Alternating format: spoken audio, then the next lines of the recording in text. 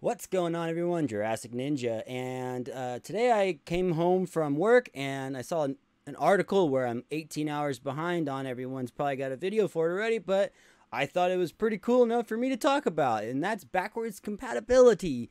There is a rumor, per se, even though there's some evidence to it, that the PlayStation 5 is going to be backwards compatible. Let's bring that up.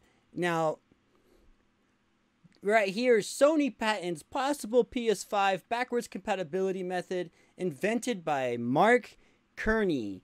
So, I don't know who that is, but the House of PlayStation, Sony Interactive Entertainment, registered a patent with the Japan Patent Office, which seems to have PS5 written all over it. You click read the story, you go to Google Translate, and you get all this fun stuff here. Bunch of stuff talking about the patent. You see the patent stuff down here. It really breaks it down for you. I'm not going to break it down and you read all the translations and whatnot for you.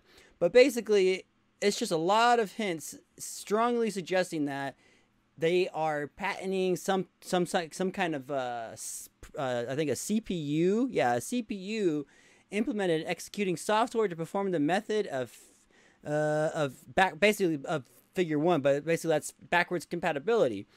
And it really should not be that difficult to do because the PS4 is what is it, like x86 infrastructure, I believe. Let's pause and look. So the PS4 and even the PS4 Pro, they still use the use the x86 64 or x86. I'm not really savvy with this stuff, but I know that's like kind of like how PCs are based on, and that's how Xbox One and everything, but it's a lot easier to design for. So they're obviously going to keep that for PS5 most likely because developers love it because it's super easy to develop for. And there's no reason why the PS4, they should not be able, it should be a lot easier to make PS4 games backwards compatible on the PS5 versus the PS4 playing PS3 games, because the PS3 used one hell of a pain in the ass CPU to develop for. Sure, the CPU at the time was ahead of its time. It was very awesome, very powerful CPU, but it was truly a thing of hell to develop for.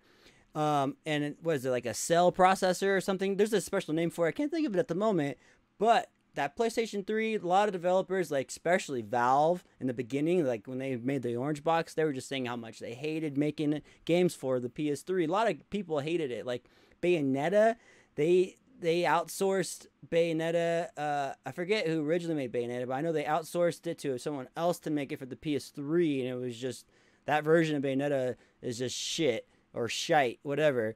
But so that's just some pretty cool news, I think, that the PlayStation 5, well, here's the thing. At this day and age, Sony needs backwards compatibility. I mean, Xbox is doing it, and they're doing it for free. At the moment, so PS4 is like, yo, we're integrating some backwards compatibility, but we're going to charge you for it. And I don't like that. But people got to make money, I guess.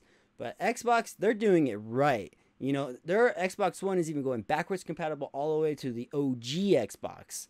And they're constantly updating the library. It's great. You pop in a disc, install it to the drive, and boom, you got yourself the game. And I do believe you got to use the disc every time, but and it's free. So it's great. You don't even need Xbox Live to do it because I don't have Xbox Live and I'm able to do it. So they're like, yeah, everyone can do it. If you own the game, install it. We don't care. Sony's like, yeah, if you own the game, buy it again.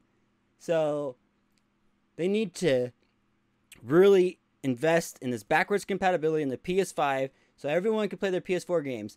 Discs, but especially digital copies, because that is something that is so frustrating for people who buy digital copies on a console.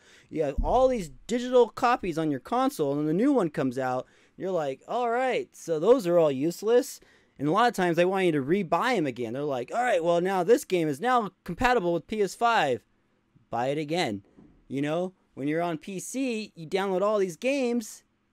They're always there. From Windows 95 to Windows 10. Sometimes you might have some compatibility issues, but there's always a workaround.